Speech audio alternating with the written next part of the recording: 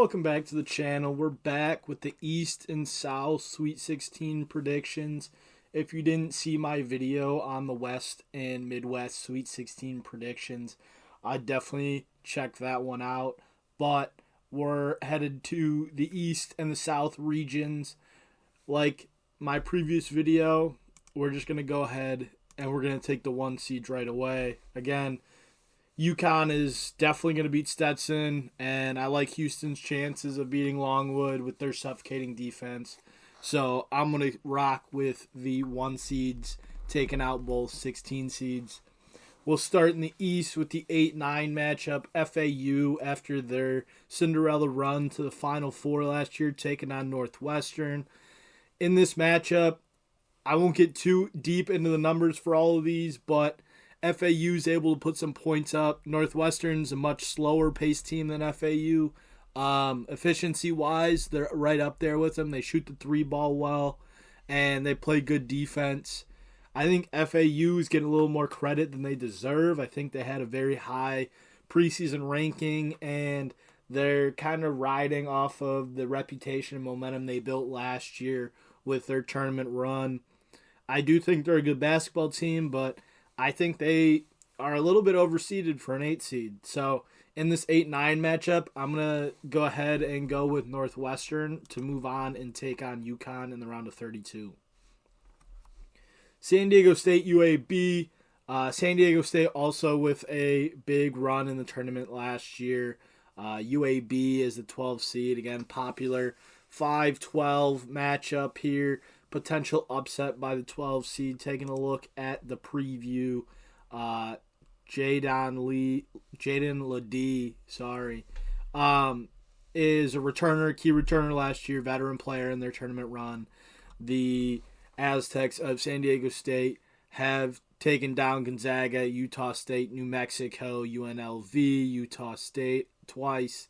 I like San Diego State here. They've definitely faced some high caliber competition and have been able to win those games. And they've looked pretty decent as of late. They did not win their conference tournament, but they look solid in those games. UAB, on the other hand, haven't played the highest caliber opponents. They have beaten FAU, which is funny if they were to match up in the Sweet 16. I highly doubt that'll happen, but would be convenient since they've seen each other earlier in the season. But as you can see, UAB tends to give up a lot of points in their losses, and they do have the capability to put up some points, but I think San Diego State's a better team here. I think they're going to play really good defense, and they're going to put the ball in the basket enough to win the game. They average right around 75 points, and they give up only about 67. UAB offensively can match them with about 77.5 points allowed, but UAB struggles on the defensive end and gives up over 75 points per game. I think UAB's defensive struggles are going to hurt them big time against San Diego State. I think San Diego State's going to play dominating defense, and I think they're going to edge out UAB to advance to the round of 32. Then as we move on, Auburn and Yale. I'll keep this one short. Yale won on a buzzer beater in the Ivy League championship game. I'm not going to say they don't deserve to be here because they are a quality basketball team, but they got a bad draw against Auburn, the SEC champion. Side note, this region, the East region, is an absolutely loaded region. As we look at UConn, won the Big East. Auburn won the SEC. Illinois won the Big Ten. And Iowa State won the Big 12. We've got 4 conference championship teams in this bracket. Whoever comes out of this region is going to have to run the gauntlet, and it should make for a lot of fun matchups and a lot of fun competitive basketball to watch. But back to Auburn and Yale. I'm very high on Auburn. I don't know if Yale's going to be able to compete with Auburn. Yale has, and the Ivy League has historically been able to put up a fight in these 5-12, 4-13 matches. But I just think Auburn is the much better team here. They come from the SEC. They won the SEC. Very competitive SEC. I like Auburn here over Yale.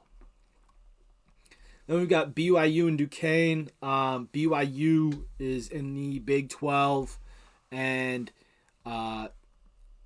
don't really know a whole lot about these teams. Looking at numbers-wise, BYU scores quite a bit. They average almost 82 points a game.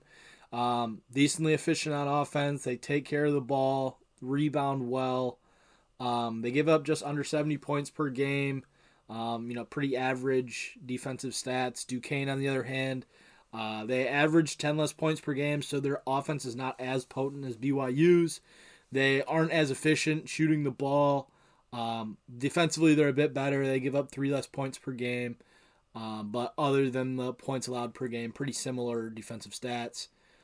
This one, I could see Duquesne pulling off an upset. I don't know a ton about Duquesne, admittedly. If we look at the preview and seeing some of the games that they've competed in this year, they've beaten Dayton. They lost to Nebraska early on in the season. They really haven't played a ton of other tournament teams, and BYU, on the other hand, has beaten Iowa State, beaten Baylor, beaten Kansas, beaten TCU, and kept it close with other tournament teams. Split with Iowa State, kept it close with Houston. So I think BYU definitely has the edge here when it comes to strength of schedule and winning close games against tough opponents. And because of that, I'm going to go with BYU.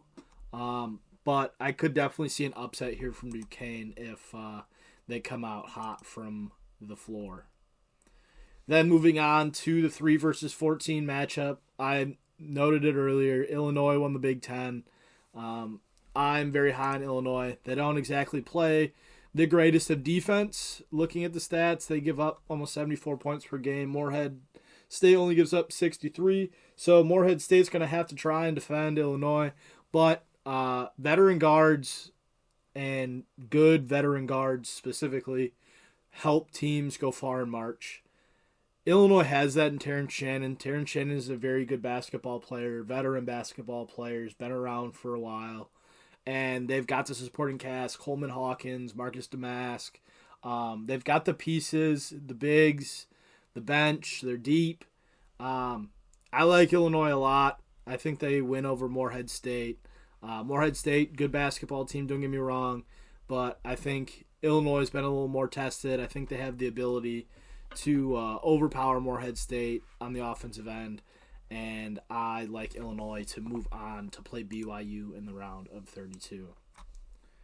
Then as we move on to the 7-10 matchup, we've got Washington State taking on Drake. Washington State has been a little iffy recently. They do have some nice wins. Beat Arizona, beat Colorado. They actually beat Arizona twice. They beat Colorado, who is they're a team in the first 4. They're playing a play-in game currently, actually, as I'm recording this, against Boise State. So they've beaten some tournament teams. If we look at Drake was able to go on a run, and they were able to win their conference tournament. They beat Indiana State, who is a bubble team. I think personally they should have been included over teams like Virginia, but unfortunately they weren't, and they beat them twice over the course of this season. They beat Nevada, who was a tournament team. So both teams have competitive schedules. Probably Washington State has the edge over Drake slightly with those wins over Arizona. The Pac-12 wasn't the strongest this year, but as we look at the stats, we'll see Drake has the edge on the offensive end of the floor. Washington State has the edge on the defensive end of the floor. I think Drake, they were a sexy upset pick last year. This year, no one's really talking about this game a whole lot. I think because Washington State and Drake are both very even teams, so it's not like one's a huge upset over the other. But with that being said, I'm going to rock with Drake this year. I liked them a lot last year, and they weren't able to pull off the upset as a 12 seed. They're back as a 10 seed, and I'm going to go with them again this year to beat Washington State and move on to the round of 32. Then we've got Iowa State against South Dakota State. Iowa State just won the Big 12 championship against Houston. I think Iowa State's legit. I don't think you got to look into this matchup too much. Iowa State plays really good defense. They can get hot from 3. They can put some points up when they want to. So I'm going to go with Iowa State to move on over South Dakota State. Then looking at UConn and Northwestern. UConn I mean, defending national champions. They're the consensus best team in the tournament. They're probably the most popular national champion pick of everyone filling out brackets. So, don't think you got to look too far here. They're super deep. They can play defense. They can put up points. They can match up with just about anyone in the country. Northwestern's a very slow-paced team, so if UConn wants to push the tempo, I think they can. They can put points up on Northwestern. Northwestern might be able to keep it close. They do have the experience against Purdue, Illinois, some of those Big Ten teams that are higher quality teams. Looking at their schedule, they beat Purdue by 4. They lost to Illinois. They beat Illinois. Wisconsin, Michigan State. They've played high caliber opponents. UConn, their schedule is insane, and they've been able to win the majority of their games with a 31-3 record. So definitely going to go with UConn here. I don't think this is the upset spot where anyone is going to pull one out against UConn, but hopefully Northwestern makes it competitive because it would be a fun game to watch. Moving on to the 5 versus 4 San Diego State and Auburn. I'm going to go with Auburn here. Looking at the stats, very similar defensively. You see Auburn has a huge edge on offense. I think Auburn's more physical. I think they're a better overall all-around basketball team. Again, I think San Diego State might be getting the benefit of a doubt with similar to FAU with their tournament run from last year. I think they're getting the respect of the committee, and then they can make a similar run. And because of that, they might be a little slightly overseeded, which favors Auburn here in this matchup. I'm going to rock with Auburn. I think Bruce Pearl has a very good team this year, and they've got a ton of momentum coming off that SEC championship win. Then we got number 6 against number 3, BYU taking on Illinois. Looking at the preview, both teams are going to be able to score the ball with each team averaging over 80 points per game. BYU's got the slight edge on defense. BYU's also seen more top 25 opponents than Illinois. Illinois has, looking at their schedule, I believe they have not beaten Purdue. They lost both times, but they kept it close both times. And they've beaten teams like Wisconsin, Nebraska. They kept it close with Tennessee. We looked at BYU's. They have comparable schedule. This one's a pick'em game. I mentioned it in the Illinois Morehead State kind of breakdown. Illinois has veteran guards.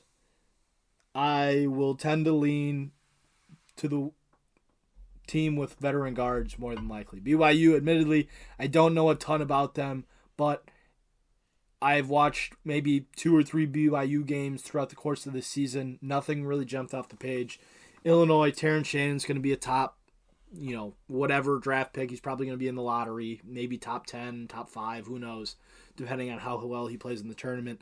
But Illinois' got veteran guards. They've got experienced veteran guards that are very good, and I'm going to rock with Illinois to move on to the Sweet 16. And then our last round of 32 matchup for the East region, we've got Drake taking on Iowa State. Iowa State, again, legit. I think Drake is also very good. But I think we're going to see Drake's season come to an end here. I think Iowa State is going to keep their momentum going. I could see this being a very close game. Looking at it, Iowa State plays great defense. Drake can score the ball. I think it's a good clash. But I have to give it to Iowa State. They're the more experienced team. They are the more talented team here. And I think Iowa State's going to come up with a plan to stop Tucker DeVries from Drake, and that'll kind of stun Drake's offense here in the round of 32. So we're going with Iowa State. Which gives us our 2 Sweet 16 matchups for the East region. We got UConn taking on Auburn and Illinois taking on Iowa State. Now moving over to the South region, we've got Nebraska and Texas A&M. These teams are similar in the sense that very similar on defense, very similar offensively. I think Nebraska shoots the ball a little slightly better from 3, which is why I'm giving them the edge. I think Nebraska has a ton of momentum here, and yeah, like I said, Nebraska shoots the ball 36% from three. Texas A&M 28%, less than 40% from the field. Texas A&M offensively is not very efficient. Nebraska is much more efficient than Texas A&M, and Texas A&M does have the advantage of coming out of the SEC and playing a lot of tougher opponents than Nebraska. But I think Nebraska is going to be able to outscore Texas A&M, and they're going to move on to take on Houston. Then we've got a 5 versus 12 matchup here with James Madison taking on Wisconsin. Wisconsin played really well in the Big Ten tournament. They were able to make a run to the Big Ten championship game where they lost to Illinois in a great game. James Madison, again, one of the few teams in the field that has reached that 30-win mark. They're 31-3. They've got some key notable wins over teams like Michigan State. App State, solid team, but actually they lost to App State. I take that back. So JMU does have the win over Michigan State early on in the season when Michigan State was still trying to find themselves. Wisconsin, on the other hand, they've beaten Marquette by 11. Michigan State, they've beaten Purdue. They've got the wins. They've got close losses against Purdue, Illinois. So I really like the Badgers here. I think James Madison is a popular upset pick, but Wisconsin is the better team. I think JMU can keep it close. They might have a lead here in the second half, but ultimately Wisconsin's going to rely on their veteran guard, Chucky Hepburn, and their bigs to take over when they need them to. So I'm going to go with Wisconsin moving past James Madison. Duke taking on Vermont. Vermont won their conference title. They've been a staple in the tournament over the last 3 or 4 years. Vermont's schedule, not great in comparison to Duke. Duke's beaten Baylor. They've beaten Clemson, and Virginia's not great.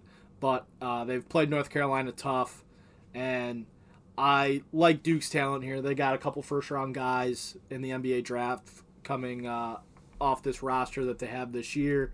Filipowski's a big man, 7-footer that's very athletic, able to kind of do it all, and they've got a lot of talent around him. So Duke's going to take care of business against Vermont here and avoid a 4-13 upset, and they're going to move on to the round of 32.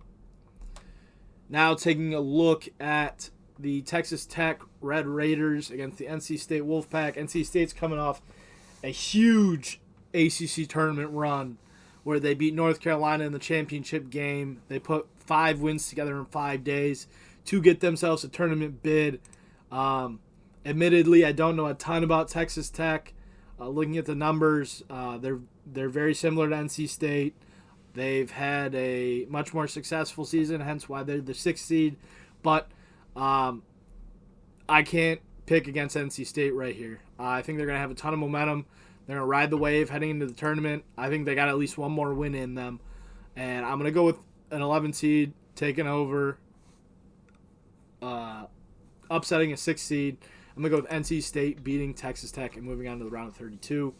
Then we got Kentucky and Oakland. Both these teams are going to put up points if we look at their stats. Oakland doesn't have a ton of notable wins. I mean, they lost to Ohio State and kept it close. They lost to Illinois. They lost to Drake. But they didn't really beat anyone.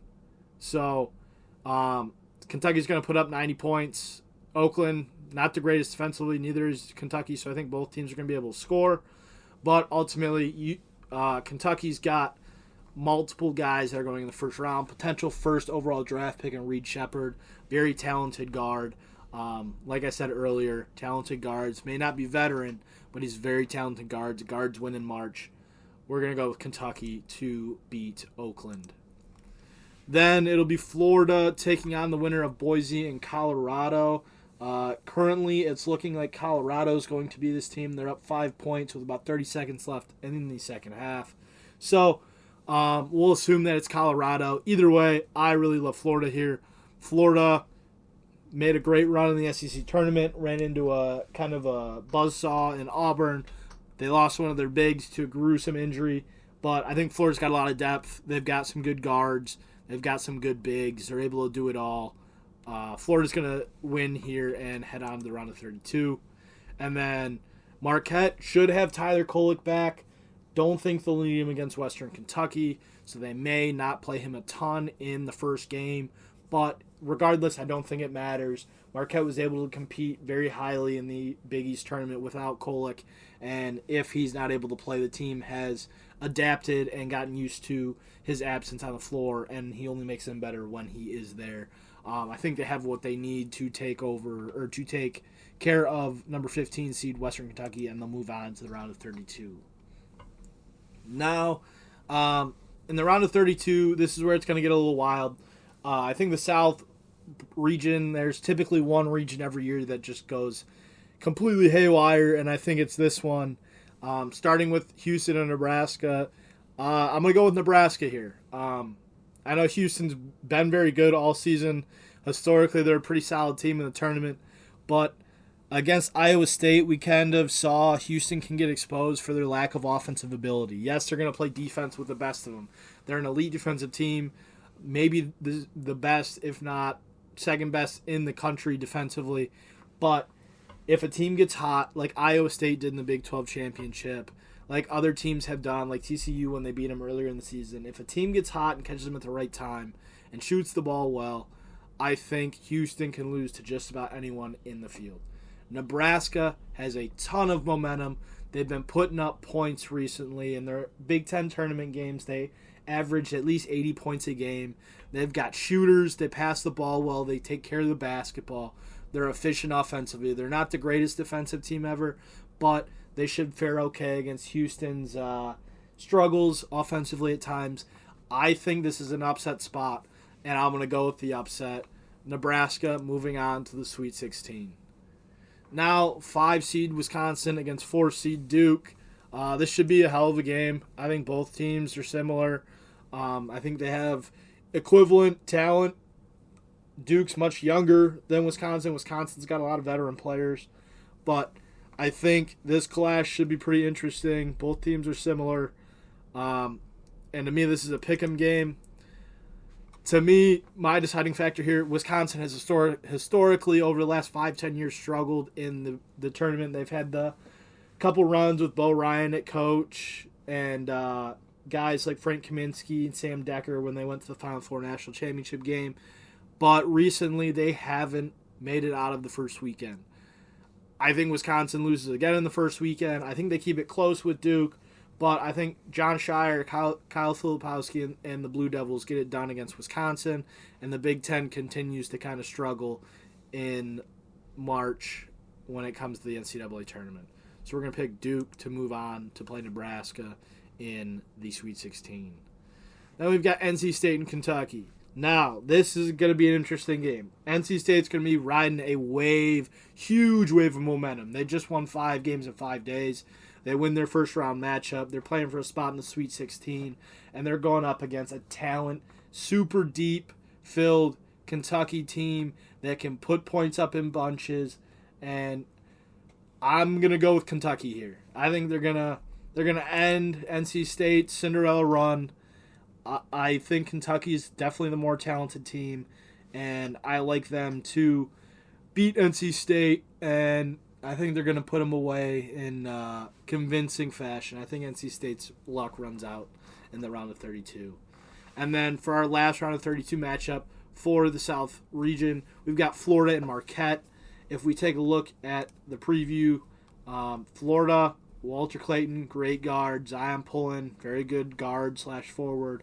I'm leaning Florida here. Tyler Kolek's a question mark. I'm going to go with what we know. And we know Florida's got talent in spades. They can put up points. I mean, look at some of these scores. 94 points, 81 points. They beat Auburn. 105 against Alabama. 102 against Alabama. 95 against A&M. Yes, they may not play the greatest of defense. They're going to give up points. But I think Marquette without Kolek will struggle. And if he plays, it's a different game. But I'm assuming right now Kolek may not be 100%. I'm going to go with the team that I'm very high on Florida. I think they've got a lot of momentum even though they lost to Auburn in the SEC championship game. We're going to go with Florida to move on to play Kentucky in the Sweet 16. So, for our East and South Sweet 16 matchups, we've got 1 seed UConn taking on 4 seed Auburn and 2 seed Iowa State taking on 3 seed Illinois. very chalk matchups in the East region, but that's just what it is. They've got the best caliber teams, in my opinion. I think that region's loaded. Then in the South is where we've got a lot of upsets. We've got 8 Nebraska taking on 4 Duke, and 3 Kentucky taking on 7 Florida, with a spot to go to the Elite 8 on the line. Anything can happen in this region. I think it'll be very entertaining basketball, and if I had to guess, I'd say the South region is where a lot of the upsets will take place in this tournament. With that being said, that'll be it for this video. Like I mentioned at the beginning of the video, if you haven't seen my predictions for the West and the Midwest bracket, go check that video out. You can see my entire Sweet 16. After the first weekend, my bracket will be filled out. We can take a look at how I did, take a look at the matchups I had in the Elite 8 and what we're actually going to see, or Sweet 16, sorry. Matchups I had in the Sweet 16 and what we're going to see after the first weekend plays out, and my predictions based on what the Sweet 16 is looking like going into the second weekend. And with that being said, I will catch you guys in the next video.